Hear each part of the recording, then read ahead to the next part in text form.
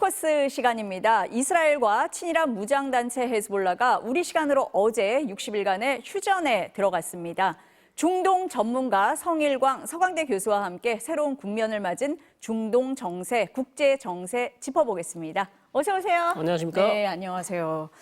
레바논 남부에서 교전을 하던 이스라엘과 헤즈볼라가 13개월 만에 휴전을 했습니다. 네. 어떤 배경일까요? 자, 거의 뭐 13개월, 이번 달까지 안 끝나면 거의 14개월 정도 됩니다. 정확하게는. 작년 10월부터 시작됐으니까요. 그래서 전쟁이 벌써 1년을 넘었고요. 특히 이제 뭐 미국이 트럼프 대통령이 새로 들어오지 않았습니까? 그래서 나타냐후 총리와 트럼프 대통령 사이가 워낙 좋았거든요. 트럼프 일기에도 좋았고요. 그래서 나타냐후 총리가 이런 발언을 한 것 같습니다. 트럼프 대통령이 들어오기 전에 짐을 좀 덜어주기 위해서 전쟁은 지금 두 개의 전쟁을 하고 있는데 최소한 헤즈볼라와의 전쟁은 좀 빨리 종결시키는 방향으로 하겠다 이렇게 얘기를 했었고요. 자, 그런 측면이 또 하나의 작용을 한 것 같고 이스라엘로서도 두 개의 전선, 뭐 이란과도 전쟁을 했고 계속해서 너무나 오랜 기간 전쟁을 했기 때문에 상당히 피로감도 높고요. 특히 이제 무기도 많이, 탄약도 많이 부족하다는 얘기도 있습니다. 자, 그런 것들이 이스라엘에게 작용했을 것이고 헤즈볼라도 역시 큰 타격을 입었거든요. 헤즈볼라 지도부가 거의 다 붕괴되고 헤즈볼라의 최고 지도자라고 할 수 있는 하산 나사랄라라는 사람도 암살이 되고 그래서 헤즈볼라와 이스라엘 양측 다 모두 상당히 피로감이 컸기 때문에 네. 협상으로 전격적으로 협상에 합의를 했다 이렇게 볼 수 있겠습니다. 근데 이 종전이 아니고 휴전이잖아요. 게다가 네네. 60일이에요. 네. 그럼 60일 이후에는 다시 전쟁하는 겁니까? 아니면 평화로 가는 겁니까? 네, 그거 좀 애매하죠, 사실. 네, 애매해요. 뭐 60일 뭐 이렇게 딱 돼 있어가지고 사실은 근데 이거는 뭐 휴전이라고 나오지만 60일 동안 양측 간에 어떤 큰 무력 충돌이 없다면 사실상 이것으로 거의 이번 국면은 끝난다 이렇게 보시면 되겠고요. 네. 중요한 것은 이제 과연 그럼 60일 동안 아무 일도 없을 것인가? 이게 지금 가장 중요한 거. 다들 그래요. 궁금해하시죠? 네, 네, 이게 네. 좀 잘 지켜지면 좋겠다. 저도 그렇고 모든 분들이 아마 그렇게 생각하실 텐데 사실 그렇게 긍정적이지 않다. 긍정적이지 않은 이유가 여러 가지 이유가 있습니다만 헤즈볼라가 완전히 괴멸되지도 않았고요. 자, 그렇다면 헤즈볼라가 그럼 이번에 큰 피해를 입었다 그래서 아무런 활동을 하지 않고 군사적 활동을 하지 않고 그냥 가만히 앉아 있을 것인가? 아니면 다시 무기를 이란으로부터 받아오든지 아니면 자기들이 레바논 내에 또 다른 데 숨겨놨던 무기를 계속 이동시켜서 다음 전투나 다음 전쟁을 위해서 대비를 할 것인지 자, 만약 그런 헤즈볼라는 근데 가만히 있지는 않을 거거든요. 네. 어떤 활동을 해도 할 것입니다. 지금은 하지 않더라도 점차 한 달, 한 두 달 지나면 네. 차차 이제 활동 범위를 넓혀가겠죠. 자, 그랬을 경우 이스라엘이 과연 어떻게 할 것인가. 그래서 이번 합의 내용에 이스라엘 여러 가지 내용들이 있는데요. 네. 직접적인 위협이 있다. 예를 들어서 헤즈볼라가 지금 바로 로켓들을 쏘려고 하고 있다. 이러면 이스라엘이 거기에 대해서 공격을 할 수 있는 자유권을 이번에 합의해서 얻었습니다. 자, 그렇기 때문에 헤즈볼라가 어떻게 하냐에 달려 있고 또 거기에 대해서 이스라엘이 어떤 대응을 하냐에 따라서 60일 동안 이게 잘 지켜지면 넘어갈 수 있는데 네. 만약 60일 내에 다시 상당한 이런 서로 합의 내용을 위반한다거나 거기에 대해서 이스라엘이 또 군사적 대응을 한다면 다시 한번 네. 또 군사 충돌로 갈 수 있는 그런 여지도 여전히 남아 있는 거죠. 그러니까 교수님은 60일 이후를 보시는 게 아니라 60일 안에 무슨 일이 있는지 거기에 더 초점을 맞추고 계시네요. 네. 왜냐하면 60일이 긴 시간이기 때문에 60일이 될지 뭐 90일이 될지 모르겠지만 당장은 괜찮습니다만 이게 한 달 지나고 두 달 지나고 세 달 지나면 헤즈볼라가 석 달 동안 아무것도 안 하고 가만히 앉아 있을 것 같지는 않습니다. 거기에 대해서 이스라엘이 어떻게 대응을 하냐에 따라서 평화와 안전이 지켜지느냐 안 지켜지는지가 결정이 되는 것이죠. 지금은 피로감이 높지만 또 한두 달 지나면서 전열을 정비하다 보면 어떻게 나올지 모른다. 이 부분에 주목을 하시는 것 같고. 네. 어쨌든 헤즈볼라 배후에는 이란이 있는 거잖아요. 네. 이란이 동의를 했으니까 이렇게 온 거 아니겠습니까? 그렇습니다. 이란이 네. 역시 동의를 했죠. 이란은 동의할 수밖에 없었습니다. 왜냐하면 헤즈볼라가 너무나 큰 피해를 입었고 사실 중동 지역에 이란이 지원해주는 조직들이 많이 있지 않습니까? 그중에서 가장 중요한 조직 중에 하나가 레바논에 있는 헤즈볼라입니다. 예멘에 있는 후티 조직도 있고요. 뭐 이라크의 친이란 민병대도 있고요. 뭐 하마스도 지원을 해줬지만 이란이 1982년 레바논을 직접 세워준 단체가 헤즈볼라이기 때문에 헤즈볼라는 이란에게 가장 소중한 그런 단체이기 때문에 이 단체가 완전히 이스라엘에 의해서 괴멸되는 것은 이란으로서도 큰 손해죠. 자, 그걸 막기 위해서는 안타깝지만 정말 쓰리지만 네. 이 시점에서 그냥 이 정도로 접고 휴전하는 게 좋겠다는 게 이란의 어떤 그런 의지를 보여준 것이죠. 일단은 그러면은 중동의 어떤 위기 같은 게 한 고비는 넘었다 이렇게 볼 수 있는 겁니까? 아닙니까? 한 곱이 넘었습니다. 넘었어요. 예, 전쟁 큰 전쟁이 이스라엘과 전쟁이 가자지구 전쟁이 계속되고 있고 그 다음에 헤즈볼라의 전쟁이 계속되고 있었기 때문에 그 두 개 중에 하나가 없어졌기 때문에 절반 정도는 지금 5분 능선은 넘었다. 5분 능선은 넘었는데 네. 나머지 하나가 이제 가자지구 전쟁이 아직 안 끝났고요. 또 중요한 문제는 올해 이스라엘과 이란이 두 차례에 걸쳐서 서로 무력 충돌을 하지 않았습니까? 본토를 서로 공격했습니다. 그렇기 때문에 이 이란하고 이스라엘 관계도 불안한데 일단 이란은 저번에 10월 26일 날 이스라엘이 이란을 공격한 데 대한 보복을 트럼프 대통령이 핵 협상할 때까지는 우리가 참겠다라는 그런 의사를 밝힌 적이 있습니다. 그래서 트럼프 대통령이 들어와서 어떻게 할지에 따라서 이스라엘과 이란 간의 어떤 그런 긴장 관계가 고조될지 아니면 해소될지 그렇게 이제 결정된다고 보셔야죠. 지금 계속 말씀을 하실 때 또 다른 전쟁, 가자 전쟁 얘기를 계속 하고 계시잖아요. 그럼 어떻게 되는 겁니까? 가자지구 전쟁은요. 네. 죄송하지만 올해 안에 안 끝날 것 같고요.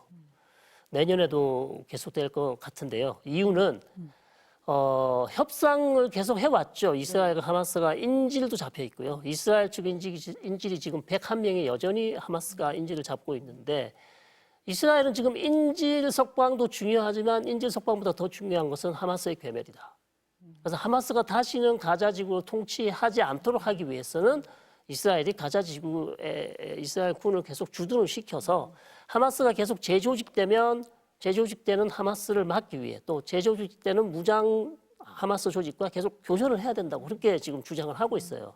그래서 가자 지구 중반에 어떤 늦자림이라는 어떤 회당을 만들어서 거기에 아예 지금 이스라엘 군을 주둔시키려 하는 그런 움직임을 보이고 있기 때문에 가자 지구는 헤즈볼라와의 레바논과는 달리 양상이 훨씬 길어질 것 같고요. 그래서 최소한 제 생각엔 1월 20일까지는 갈 것 같고요. 트럼프 대통령이 백악관에 들어와서 이제 네타냐후 총리와 또다시 가자 지구를 놓고 어떤 정책을 펼칠지 그때 가서야 좀 가자 지구 전쟁이 끝날지 아니면 계속될지 결정될 것 같습니다. 아니 언론 보도 나오는 거 보면은 하마스 같은 경우는 휴전을 할 자세가 돼 있다, 준비가 늘 돼 있다고 하는데 이스라엘은 그렇지 않은 것 같아요. 그렇습니다.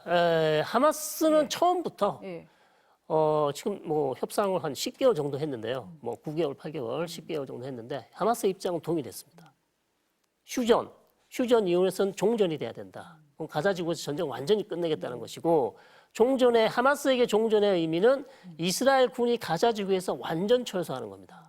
자, 이스라엘 군이 완전 철수를 원하는데 이스라엘은 어떻게 아까 말씀드렸죠? 이스라엘은 완전 철수할 뜻이 없어요. 계속해서 군을 주둔시켜야 되기 때문에 그 부분에서 양측 간의 입장차가 좁혀지지가 않습니다. 자, 그래서 휴전이 안 되고 있고 이스라엘은 답은 알고 있어요. 우리가 완전 철수하면 인질을 돌려받을 수 있다. 그러나 우리는 지금 인질도 중요하지만 인질보다 더 중요한 것은 하마스의 괴멸이기 때문에 우리는 정말 불쌍하지만 인질들이 불쌍하지만 현재로서는 인질보다는 하마스 괴멸에 초점을 맞추겠다. 그래서 조금 이해하시기 힘들 수도 있습니다. 이스라엘 측의 입장을. 네. 예. 아니 교수님 말씀 들어보니까 가자 전쟁은 안 끝날 것 같아요. 네, 그렇습니다. 네. 현재로서는 그런데 트럼프 네. 대통령이 좀 강력하게 또 나타나 총리를 헤즈볼라처럼 더 이상 이제 전쟁하지 마라 의미 없다. 인질도 풀어내고 그다음에 다른 문제에 더 집중하는 게 낫지 않겠냐라고 강력하게 또 외교적으로 밀어붙이면 또 가능할 수도 있죠. 아니 지금 교수님 말씀하실 때 트럼프 당선인이죠 아직은 네, 뭐 네. 말씀을 계속하고 계신데 취임은 안 했지만 어쨌든 이번 휴전에 있어서도 영향력을 행사한 거겠죠. 저는 그렇다고 봅니다. 트럼프 대통령의 당선이 이번 헤즈볼라와의 전쟁 끝내는데 상당히 중요한 역할을 했다. 트럼프 대통령이 실제 나타냐후 총리와 전화 통화에서도 그런 의사를 비친 바 있고요. 전쟁을 웬만하면 헤즈볼라와의 전쟁을 빨리 끝내는 게 좋겠다. 그리고 다른 전쟁도 뭐 가능하면 끝냈으면 좋겠다 하고 얘기는 했지만 자, 그걸 이제 나타냐후 총리로서는 당연히 트럼프 대통령과 또 4년을 또 같이 해야 되지 않습니까? 그렇죠. 여러 가지 이슈들이 많이 있습니다. 뭐 이란 이슈도 있죠, 가자 지구도 있죠. 그 외에 많은 이슈들이 있기 때문에 트럼프 대통령이 좀 잘 보여야 되는 측면이 있기 때문에 한 짐은 덜어주자. 그래서 헤즈볼라의 전쟁을 아마도 조기 종식 종전에 합의한 것 같습니다. 그러니까 가자는 안 되지만 그래도 상대적으로 조금 양보할 수 있는 헤즈볼라와 먼저 휴전을 해준 거다. 네, 이렇게 그렇죠. 말씀을 하시는 건데 그럼 트럼프 행정부가 들어오면 중동 정책이 달라집니까? 바이든 행정부하고 다릅니까? 많이 다르죠. 네. 많이 다를 것 같고요. 바이든 행정부는 그래도 좀 협상과 대화, 타협 이런 것들을 상당히 중요시했고 그다음에 뭐 그렇게 얘기했지만 역시 친이스라엘 성향은 뭐 벗어나지는 못했습니다. 계속해서 이스라엘에게 전쟁에 필요한 무기들을 많이 줬기 때문에 그런 반면에 트럼프 대통령 당선인은 이제 백악관에 들어오면 물론 대화와 타협을 얘기를 하고 있습니다만 역시 이 최대 압박, 외교적 수단을 쓰더라도 바이든과 좀 다른 결의 네. 어떤 그런 외교력, 왜냐하면 강력한 힘에 의한 외교력을 보여줄 가능성이 상당히 높다. 특히 이제 이란 관련해서 그렇고요. 왜냐하면 이란과 중요한 이슈가 있지 않습니까? 이란 핵 협상을 다시 해야 되거든요. 자, 그런 상황에서 트럼프 대통령이 과연 이란과의 핵 협상에 관심이 있다.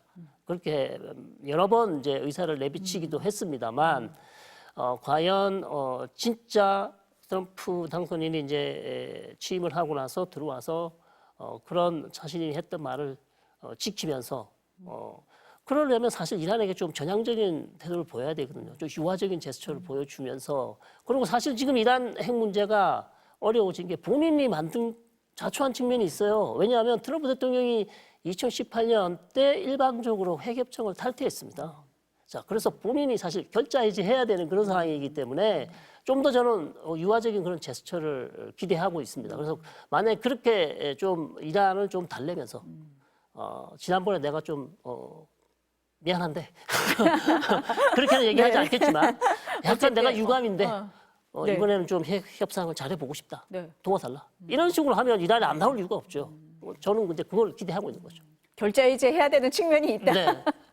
근데 이 중동 하면은 먼 얘기 같지만 우리하고도 연관이 꽤 있을 것 같습니다. 어떤 부분에서 좀 자, 주목되세요? 우리는 뭐 가장 중요한 게 우리 에너지원이죠. 원유, 석유, 가스를 거의 다 뭐 거기서 중동 지역에서 수입하다 보니 중동 지역 정세가 잘못되면 혹시 뭐 호르무즈 해협이라든지 뭐 홍해라든지 이 지역이 잘못되면 우리의 수입선에 문제가 생길 수 있고 아직까지는 최악 상황으로 안 갔기 때문에 호르무즈 해협이 잘 통과되고 있습니다. 그러나 문제는 이제 홍해는 또 막혔죠. 홍해 예멘에 있는 후티 반군이 거기를 막아서요.